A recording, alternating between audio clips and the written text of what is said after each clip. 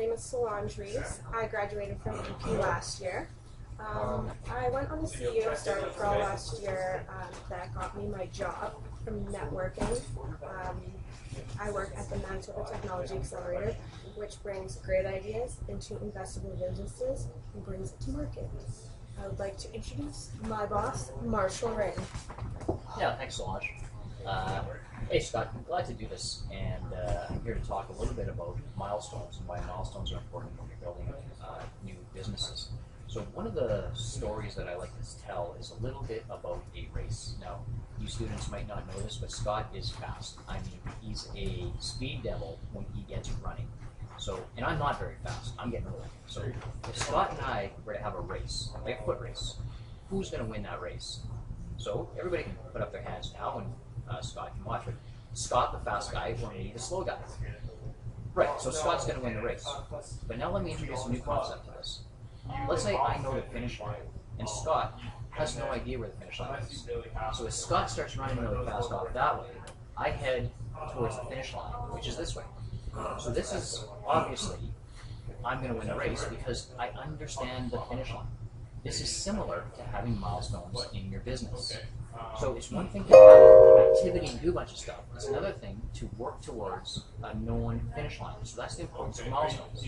So now how do you ensure the milestones that you're selecting are the right milestones? This involves going out to the people that are involved in the definition of success for the milestones and getting their feedback.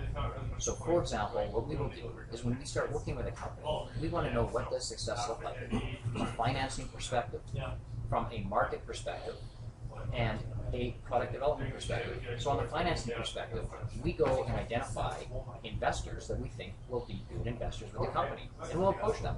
And we'll say, what type of criteria do you want to see this company reach before they are investable? Typically, that's going to be some customer interest, a product that's defined, maybe some intellectual property status, and an emerging management team.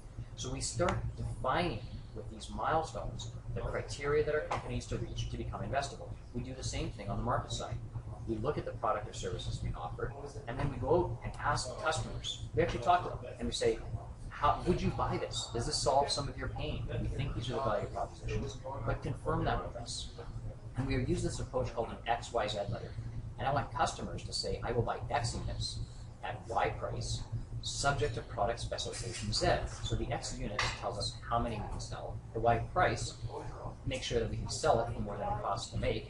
And product specification Z are the features, attributes, and benefits that we need to bake into our product development plan.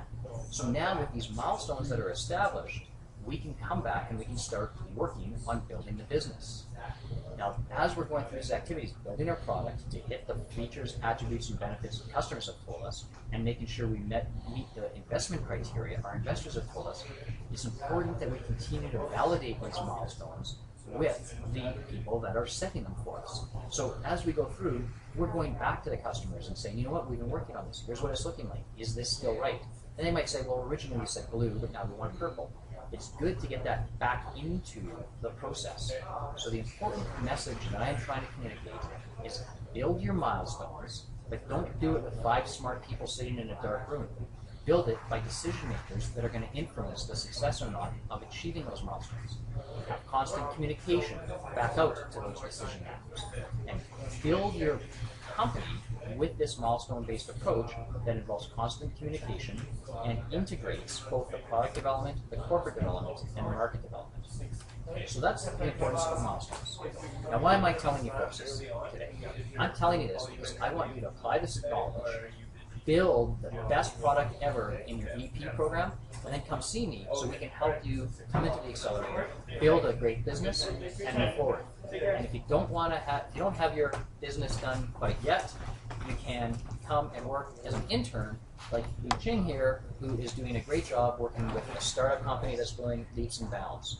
So even if this isn't the exact thing for you, think about it. There's opportunities. Ask Scott, ask me, we'll get you involved, and you'll have the time of your life. Good luck.